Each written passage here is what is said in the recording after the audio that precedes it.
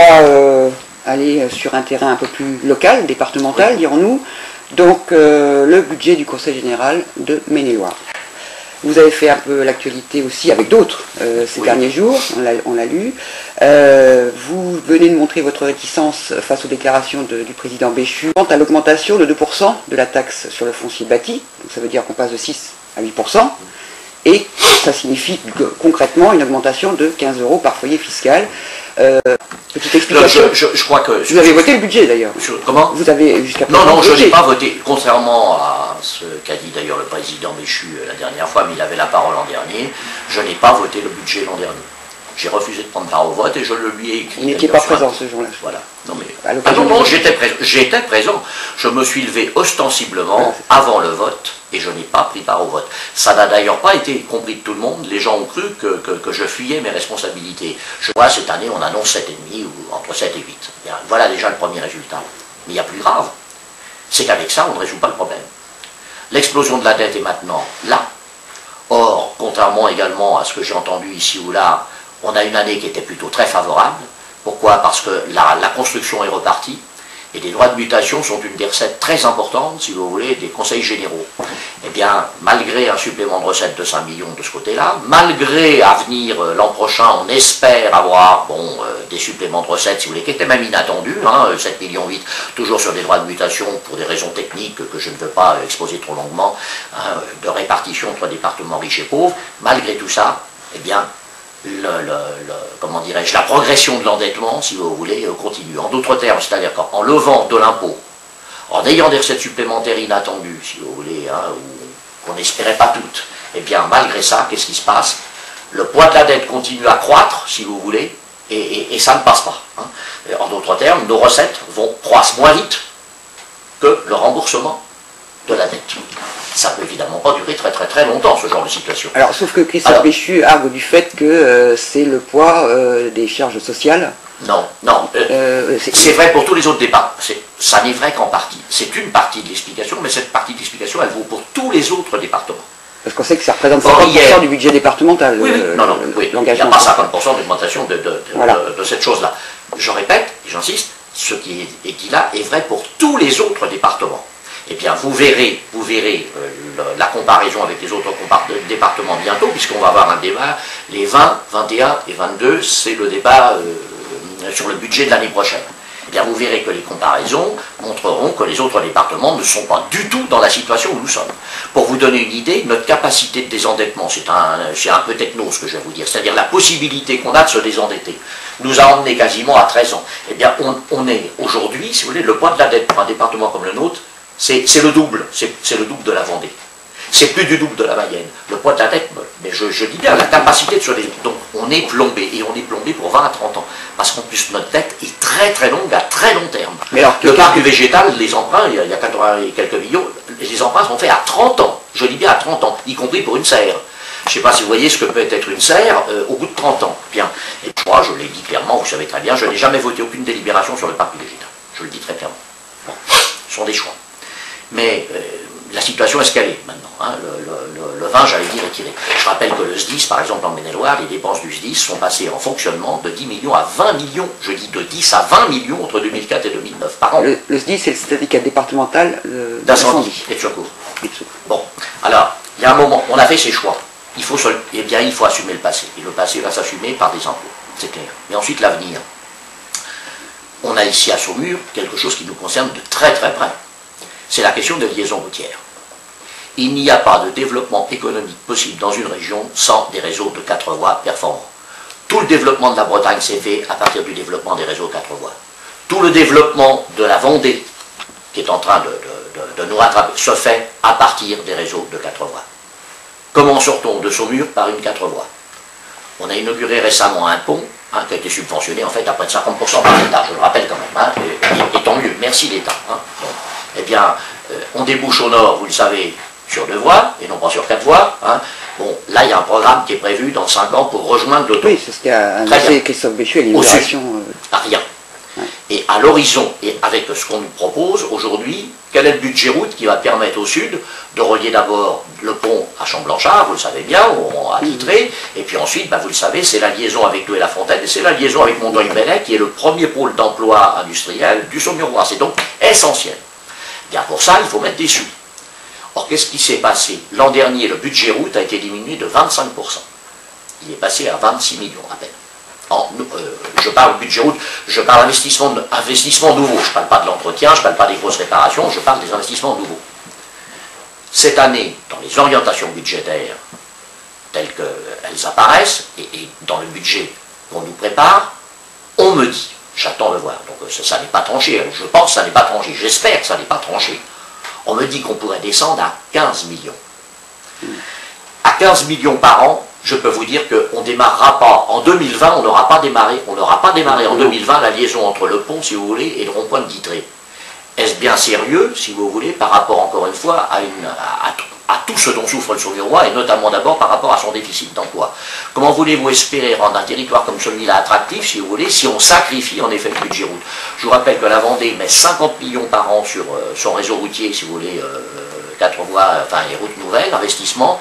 Nous, on est descendu à 26, et là, on me dit qu'on regrette encore les chiffres. Ça n'est pas raisonnable. Donc, aujourd'hui, compte tenu du poids colossal et très durable des emprunts passés, compte tenu des priorités, à mon avis, qu'il y a demain, moi, ce que j'attends, c'est qu'on définisse des priorités très très claires.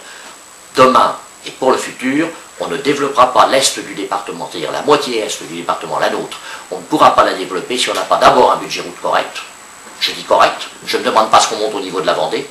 Et pour moi, c'est clair, un budget route correct, c'est un budget au minimum à 34-35 millions. Ensuite, la deuxième chose, ce sont les bâtiments industriels, il faut continuer absolument à aider, ce sont les deux priorités absolues, c'est l'emploi. Il est possible que vous ne votiez pas non plus le prochain budget. Eh bien, j'attends de savoir ce qu'on va me proposer très concrètement, parce que je ne me détermine jamais a priori, mais en fonction de ce que je lis. D'accord. Hein? Donc justement, là on est à la veille, je dirais, en mars, les prochaines cantonales. Au lendemain de la réforme des collectivités territoriales qui vient d'être votée, oui. À votre avis, quel avenir pour le Conseil général? Il y a la question de fond, et puis il y a la question électorale, qui n'est pas négligeable, mais puisque évidemment ce sont les hommes qui finalement font les choses, font les choix. Bon, la question de la responsabilité du département et de son rôle demain par rapport à la région. Très honnêtement, ça dépendra beaucoup des élus, puisque ce sont des conseillers territoriaux en 2014, je vous le rappelle, commun. Bon.